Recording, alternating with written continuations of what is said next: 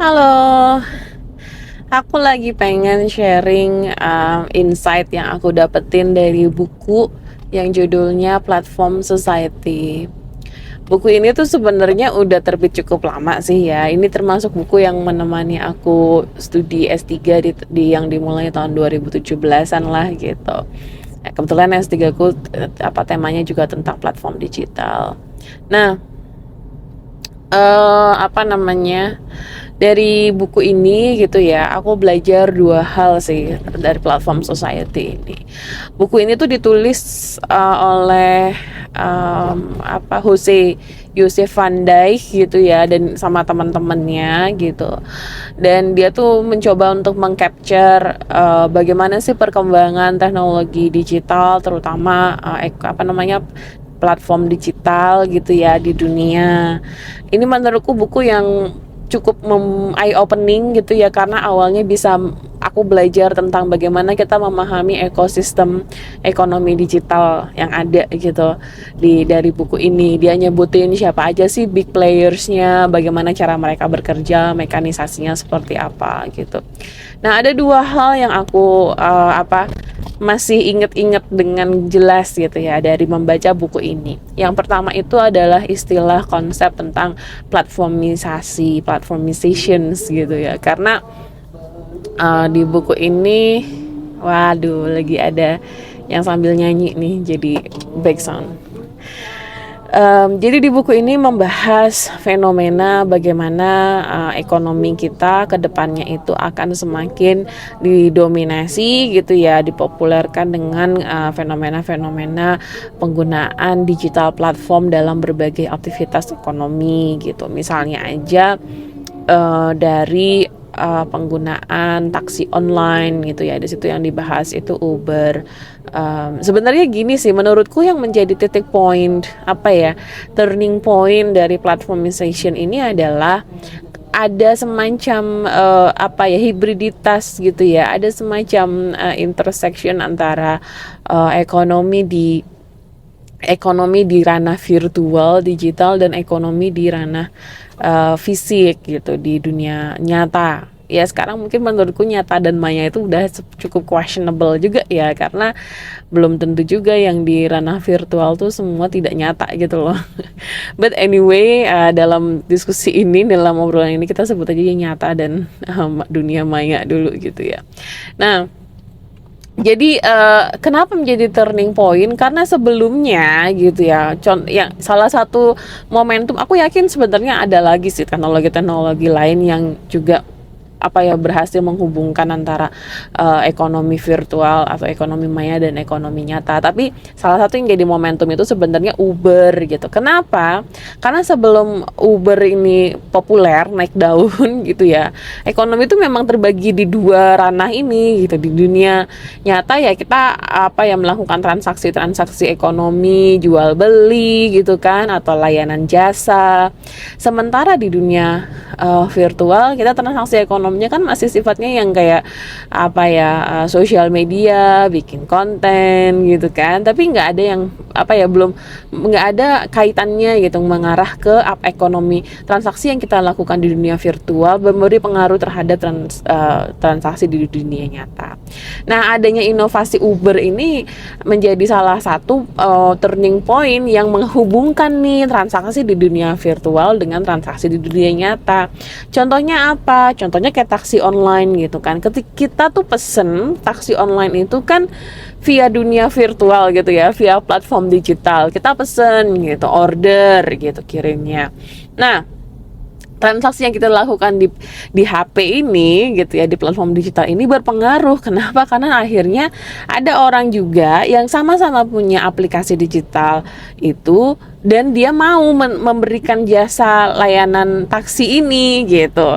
Nah, akhirnya taksinya datang ke kita, menjemput kita. Nah, itu transaksi layanan jasa taksi itu kan transaksi yang sifatnya dunia nyata gitu loh. Nah, itu yang akhirnya menghubungkan, mempengaruhi gitu, bagaimana apa yang kita lakukan di aplikasi digital ternyata juga mempengaruhi ya, pengontrol gitu ya, cara kita bertransaksi di dunia nyata. Jadi itu yang disebut dengan istilah platformisasi gitu. Bagaimana nanti banyak transaksi-transaksi atau aktivitas-aktivitas ekonomi di dunia nyata akan dipengaruhi gitu ya, akan dicampuri atau akan diintervensi oleh platform-platform digital ini. Sekarang juga kita udah bisa lihat ya, jadi nggak hanya taksi online gitu loh, bahkan akomodasi gitu ya, pesan akomodasi, ataupun misalnya layanan jasa cleaning service, layanan jasa desain, layanan jasa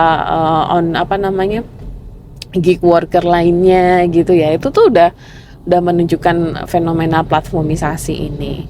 Nah, terus yang kedua yang aku suka, atau bukan aku suka, aku inget gitu ya dari buku The Platform Society ini adalah ketika aktivitas ekonomi kita udah berubah gitu ya, mencampurkan antara dunia nyata dan dunia maya, ini juga berpengaruh terhadap aturan mainnya, rule of game-nya gitu. Nah, ini yang menurutku tuh menjadi salah satu poin paling penting dalam buku ini. Aturan mainnya berubah nih. Apa aturan mainnya? Ada istilah yang namanya expose performance gitu. Apa sih itu expose performance? Jadi ada dua. Astagfirullah, aku bisa lewat nggak ya? Kecil banget ini jalannya. Bentar ya, ini aku lagi di perempatan. Ya, alhamdulillah bisa lewat. Oke. Jadi ada dua istilah nih, ex post performance dan yang kedua itu ex ante performance. Apa sih maksud dari kedua ini? Jadi ex ante performance itu adalah aturan main bagaimana kita mengevaluasi aktivitas ekonominya, cara kita mengevaluasinya. Ex ante performance itu mengevaluasi cara kerja gitu ya. Jadi ex ante performance itu adalah cara evaluasi yang dilakukan di awal gitu. Bagaimana? Terang banget sih, low banget ya.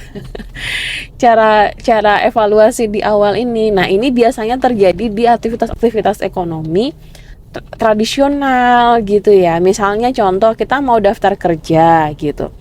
Nah, kalau kita mau daftar kerja dulu ya, sebelum ada platformisasi ini, kan yang diminta itu ada banyak syarat kan. Kita harus ngasih CV, harus bikin surat motivation letter, melengkapi dokumen-dokumen, ijazah gitu, SIM, surat keterangan kerja, surat keterangan berkelakuan baik gitu, semacam-macam. Udah gitu setelah mengumpulkan dokumen-dokumen ini nanti masih ada proses interview kan, wawancara, evaluasi dan lain-lain. Jadi kemampuan kita bekerja itu udah dinilai, dites tuh bahkan sebelum kita mulai bekerja, bahkan di proses kita baru mendaftar, itu kemampuan kita tuh udah dinilai, dites gitu kan dengan proses-proses ini.